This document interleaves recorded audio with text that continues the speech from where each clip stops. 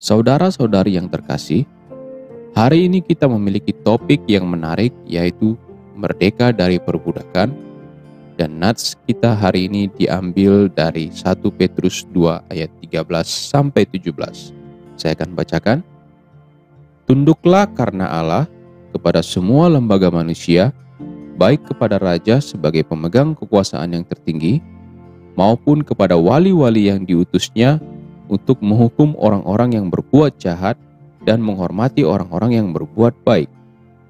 Sebab inilah kehendak Allah, yaitu supaya dengan berbuat baik, kamu membungkamkan kepicikan orang-orang yang bodoh. Hiduplah sebagai orang merdeka, dan bukan seperti mereka yang menyalahgunakan kemerdekaan itu untuk menyelubungi kejahatan-kejahatan mereka, tetapi hiduplah sebagai hamba Allah. Hormatilah semua orang, kasihilah saudara-saudaramu, takutlah akan Allah, hormatilah raja. Mungkin banyak dari kita bertanya, apa maksud topik merdeka dari perbudakan ini? Di Indonesia tidak ada lagi perbudakan. Ya, memang pernah terjadi di masa yang lampau. Hampir di semua negara ada perbudakan. Bahkan sampai hari ini, jika Anda pernah berada di Timur Tengah, beberapa bagian dari negara Timur Tengah, Anda dapat melihat masih ada perbudakan hari ini. Tetapi tidak di negara seperti Indonesia. Jadi mengapa gereja telah memilih topik tentang bebas dari perbudakan? Di masa yang lampau, ketika seseorang tidak ada uang, maka ia menjual anak-anaknya kepada orang lain.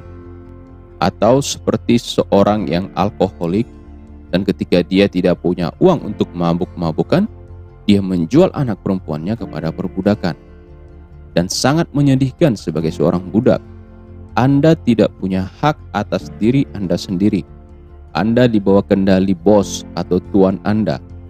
Apapun yang tuan Anda katakan, maka Anda harus melakukannya. Anda tidak punya kemampuan untuk menolak. Anda tidak punya kemampuan untuk melarikan diri. Anda dikurung dalam perbudakan yang mengerikan. Kehidupan yang sengsara sebagai budak. Jadi kita bersyukur kepada Tuhan karena tidak ada bentuk perbudakan seperti itu lagi. Tetapi saya akan jujur kepada Anda bahwa banyak budak di setiap negara. Anda berkata, benarkah? Di mana?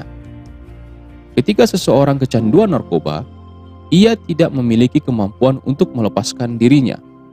Dia terperangkap dalam kecanduan. Mungkin mereka berjanji kepada Anda, berkata kepada Anda, aku akan berubah. Aku akan berhenti dari narkoba.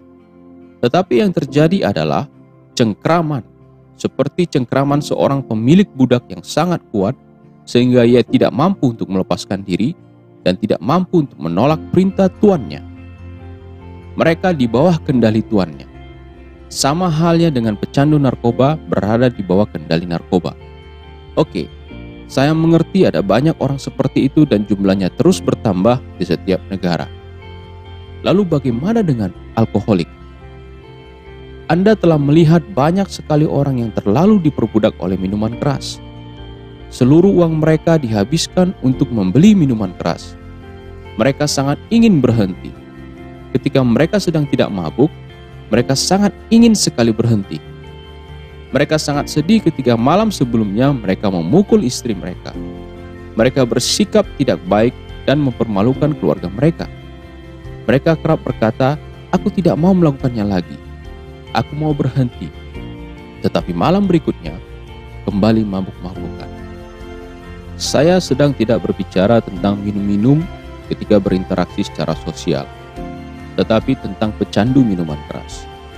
Cengkraman minuman keras dapat memperbudak Anda.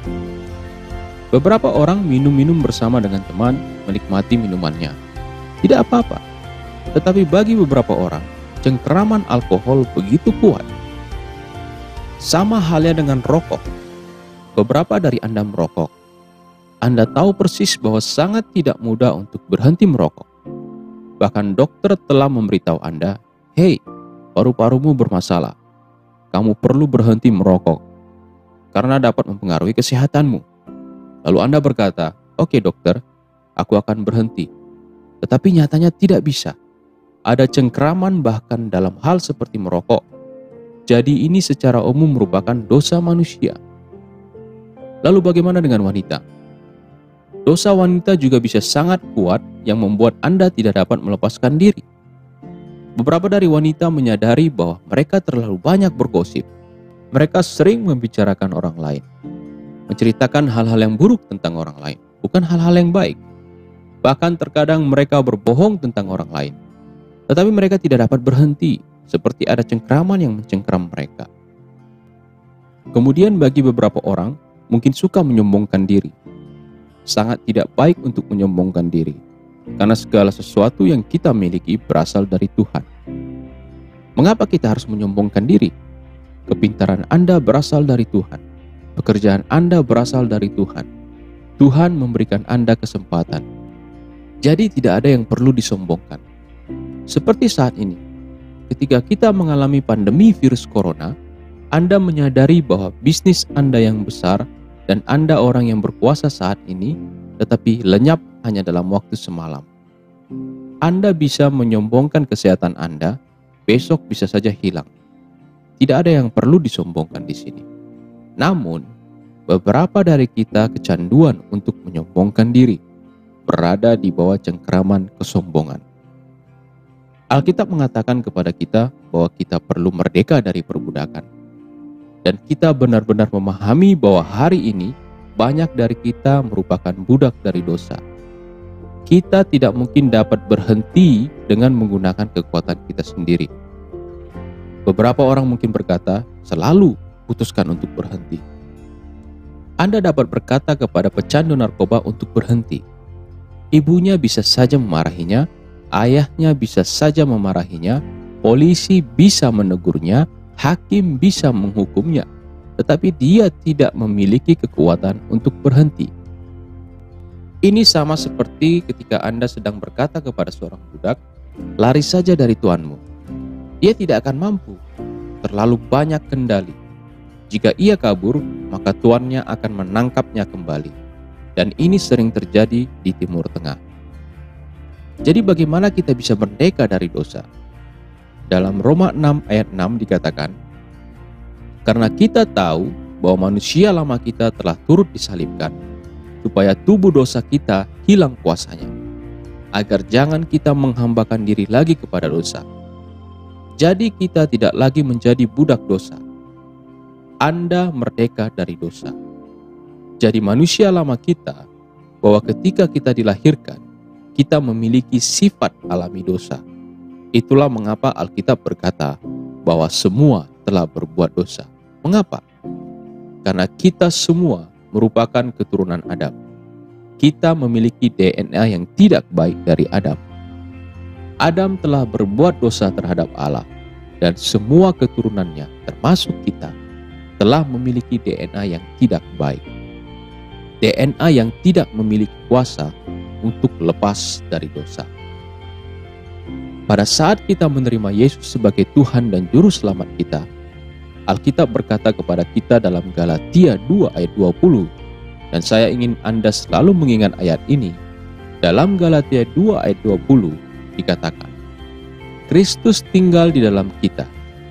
Ingat ya, Galatia 2 ayat 20. Dan ketika Kristus masuk ke dalam hidup kita, kita memiliki DNA yang baru.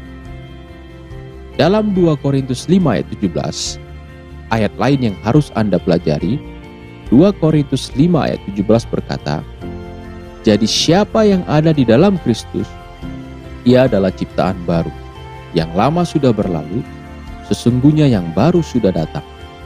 Sekarang Anda memiliki DNA yang baru, yaitu DNA yang memberikan Anda kekuatan untuk mengalahkan dosa-dosa Anda. Jadi jika Anda mengenal seseorang yang kecanduan, budak dari dosa, mengkonsumsi narkoba contohnya, atau pemabuk, Anda bisa saja memukul dia, bisa saja menegur dia, tetapi dia tidak memiliki kekuatan untuk bebas atau merdeka dari dosa. Tetapi ketika dia menerima Yesus, maka dia diberikan kekuatan yang baru untuk mengalahkan dosa.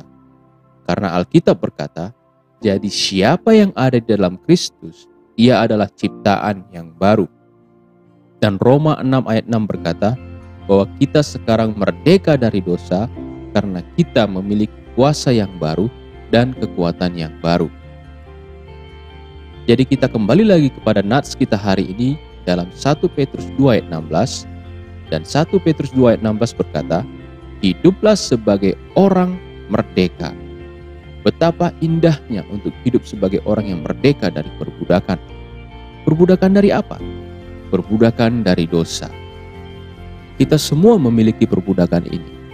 Kita tidak memiliki kekuatan untuk berhenti berbuat dosa. Tetapi dengan Kristus ada di dalam kita, kita dapat hidup merdeka dari perbudakan.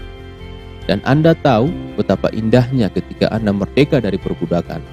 Apakah itu bebas dari narkoba, dari minuman keras, dari bergosip, dari berbohong, maka kita memiliki kebebasan dan kemampuan untuk melayani Tuhan. Seorang budak tidak dapat berbuat apa-apa yang berguna bagi orang lain kecuali kepada tuannya yang jahat. Tetapi ketika orang itu merdeka, ia dapat memberkati banyak orang. Beberapa orang tidak mampu untuk berhenti dari jenis dosa yang baru seperti pornografi. Tetapi ketika kita memiliki Kristus dalam kehidupan kita, maka kita bisa merdeka dari perbudakan.